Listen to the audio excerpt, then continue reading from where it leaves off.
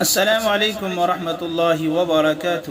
محترم سامعین کرام، عام طور سے ہماری عادت ہوتی ہے جو لوگ مر جاتے ہیں ان کے بارے میں برا بھلا ہم بعد میں کہتے رہتے ہیں، ان کو برائیوں سے یاد کرتے ہیں، ان کی برائیوں کو یاد کرتے ہیں۔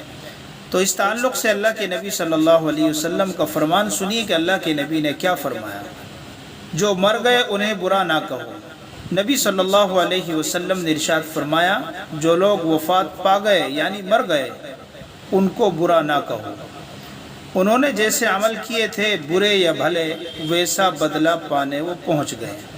تو یہ اللہ کے نبی صلی اللہ علیہ وسلم کی حدیث ہے، وفات پائے ہوئے لوگوں کو برا نہ کہو، چاہے وہ کیسے بھی ہوں۔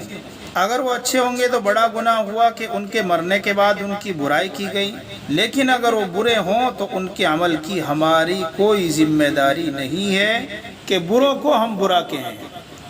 غور کا مقام ہے کہ مسلمانوں کے بعض طبقوں میں سب و شتم کی ایک رسم چل پڑی ہے۔ بعض تاریخی کتابوں کے پڑھنے کے سبب یا اپنی کم علمی اور غلط سلط معلومات کی وجہ سے صحابہ، تابعین، محدثین، فقہاء، مفسرین کے بارے میں دھوکہ کھا گئے اور ان کے بارے میں ایسے ایسے کلمات اور باتیں کہہ گئے جن سے ان کا کوئی تعلق نہ تھا۔ پھر یہ سوچنا چاہیے کہ وہ جیسے بھی تھے اپنے کیے کا بدلہ پانے کے لیے اللہ کے حضور وہ پہنچ گئے۔ اب ان کے مرنے کے بعد ہم ان کی برائی کیوں کریں؟ اللہ رب العزت نے ارشاد فرمایا، تلک امت قد خلت لها ما کسبت ولکم ما کسبتم ولا تسألون عما كانوا يعملون۔ وہ ایک جماعت تھی جو گزر گئی، ان کی کمائی ان کے لیے اور تمہاری کمائی تمہارے لیے، اور ان کے کاموں کی پوچھ تاچھ تم سے نہیں ہوگی۔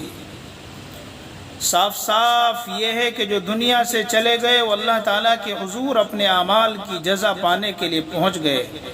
ان کے اعمال کے بارے میں اللہ تعالیٰ کو پوری معلومات ہے۔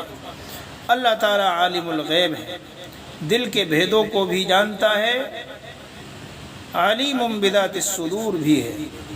لہذا ہمیں چاہیے کہ لوگوں کی اچھائیاں تو بیان کریں لیکن برائی کرنے سے پرہیز کریں اور دور رہیں۔ غیبت کر کے بلا وجہ کیوں ہم اپنے سر پر گناہوں کا بوجھ ڈال رہے ہیں؟ اس لیے کبھی کسی کی برائی نہ کریں۔ اگر اس کے اندر ایک اچھائی بھی تھی تو اس ایک اچھائی کو سامنے رکھ کر ہم اس کی اچھائی ہی کریں، اس کی تمام برائیوں کے اوپر ہم پردہ ڈالیں اور ان کی برائیوں کے ساتھ میں ہم تذکرہ نہ کریں۔ اللہ تعالیٰ سے دعا کریں، اللہ تعالیٰ ہم سب کو اس برے عمل سے بچنے کی توفیق عطا فرمائے۔ السلام علیکم ورحمۃ اللہ وبرکاتہ۔